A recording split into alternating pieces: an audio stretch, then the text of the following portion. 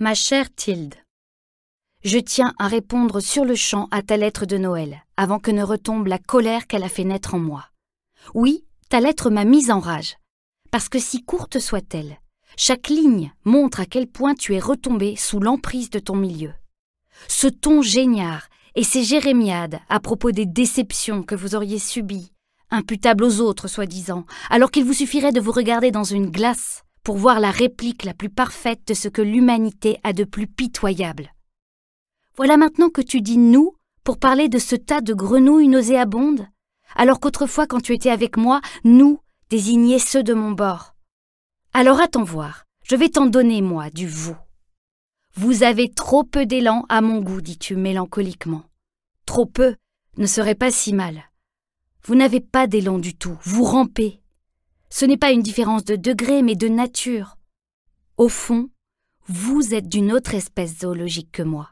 Et vos personnes chagrines, moroses, lâches et tièdes ne m'ont jamais été aussi étrangères. Je ne les ai jamais autant détestées qu'aujourd'hui. Ça vous dirait bien d'avoir un peu d'élan, écris-tu. Seulement après on se retrouve au trou, et là on ne sert plus à grand-chose. Ah, quelle misère que vos âmes d'épiciers! Vous seriez prêts à la rigueur à montrer un peu d'héroïsme, mais seulement contre monnaie sonnante, et tant pis si on ne vous donne que 3 pauvres sous moisis, pourvu que vous voyez toujours le bénéfice sur le comptoir. Ils n'ont pas été dits pour vous, les mots tout simples de cet homme honnête et droit. Je suis là, je ne puis faire autrement, que Dieu me vienne en aide. C'est une aubaine qu'à ce jour l'histoire du monde n'ait pas été faite par vos semblables. Sinon, nous n'aurions pas eu la réforme et nous en serions sans doute encore à l'ancien régime. Pour ce qui est de moi, qui n'ai jamais été tendre, je suis devenue ces derniers temps dure comme de l'acier poli. Et plus jamais je ne ferai la moindre concession, ni en politique, ni dans mes relations personnelles. Il suffit que je me rappelle la galerie de tes héros pour que ça me flanque un cafard noir. Le gentil Hase, Dittmann, avec sa jolie barbe et ses jolis discours au Reichstag, Kautsky, le pâtre vacillant, suivi fidèlement, comme de bien entendu, par ton Emmanuel, pour le meilleur et pour le pire, Arthur le magnifique, ah, je n'en finirai.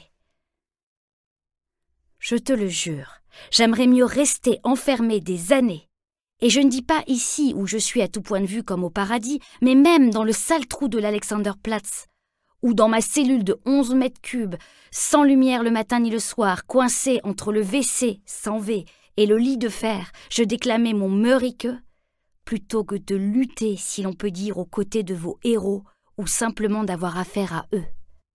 Je préfère encore le comte de Westarp. Et pas parce qu'il a parlé au Reichstag de mes 12 yeux en amande, mais parce que c'est un homme, lui. Je te le dis, dès que je pourrai mettre le nez dehors, je prendrai en chasse et harcèlerai votre bande de grenouilles, à son de trompe, à coups de fouet, et je lâcherai sur elle mes chiens. J'allais dire comme Pentésilée, mais pardieu, vous n'êtes pas des Achilles. Ça te suffit, comme vœu de nouvel an? Et puis, fais donc en sorte de rester un être humain. C'est ça l'essentiel, être humain. Et ça veut dire être solide, clair et calme.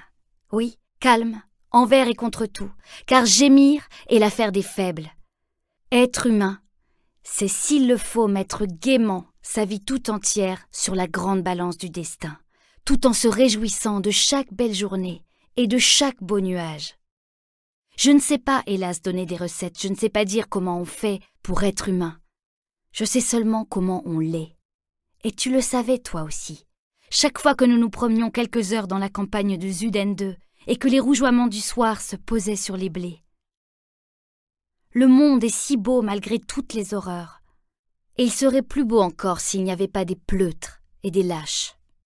Allez, va.